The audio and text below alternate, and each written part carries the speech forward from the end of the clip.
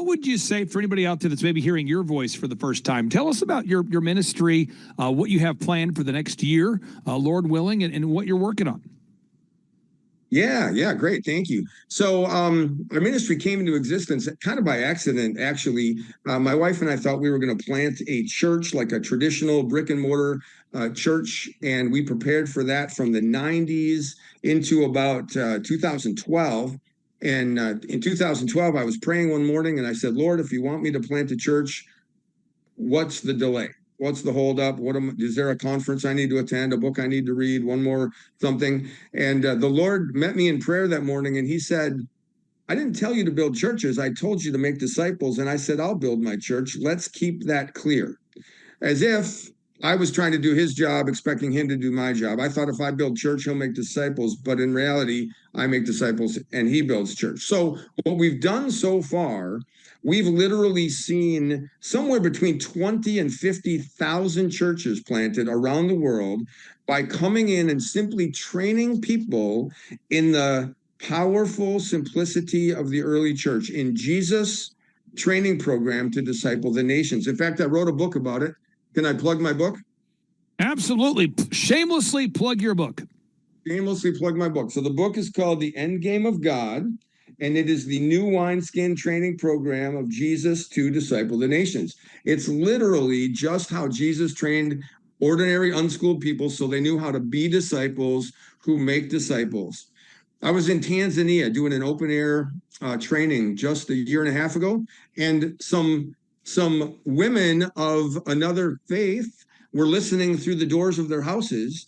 And on the second day of the training, we offered baptism to anyone who'd never been baptized. And 5 ladies from another faith came out of their homes and said, we gave our lives to Jesus yesterday in our houses. Can we get baptized too? So we baptized them on day 2. On day 3, they sat in on our training. And on day 4, they went out. You mentioned house to house. They went out into the homes of their enclave where they live, where people are not of the faith that follows Jesus Christ.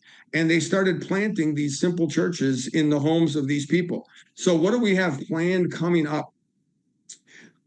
It is honestly more than I can handle personally, but we're training some Spanish-speaking trainers to start with Mexico and go south from Mexico to train and launch movements of disciples from Mexico all the way down to the southern tip of Chile. We've got 10,000 now, 10,000 people to train in the country of India, which is the most unreached nation on earth. Most people don't know that there are still about 2 billion people on earth who've never heard Jesus' name. And it's just logical that the easiest people to reach have already been reached, and the hardest people to reach are the ones who still haven't been reached. We're also invited to train entire denominations, leaders in the country of Nepal. I need to go to Nigeria, train Anglican pastors and priests and bishops there. It's just kind of out of control. Ethiopia, go all the way around the edges of Ethiopia, train Somalis on the Somali border, Eritreans on the Eritrean border, Djiboutians on the Djiboutian border, Sudanians on the Sudan borders, and then send them back into their country so they can disciple their nation, because that's what Jesus trained his guys to do. He didn't tell them just go disciple your neighbor or go disciple your co-workers. That's fine and well and good, but he trained them and equipped them and empowered them and sent them to disciple nations. Kurt, with the final 30 seconds we have here, I'm going to give you the final word. What do you want to say to all of our listeners out there that are watching and eagerly taking notes? I would say do your own research. Go online and research disciple-making movements, and then research Discovery Bible Study. The Discovery Bible Study is a Bible study where God the Father does the teaching, so you don't need trained professionals to run that Bible study.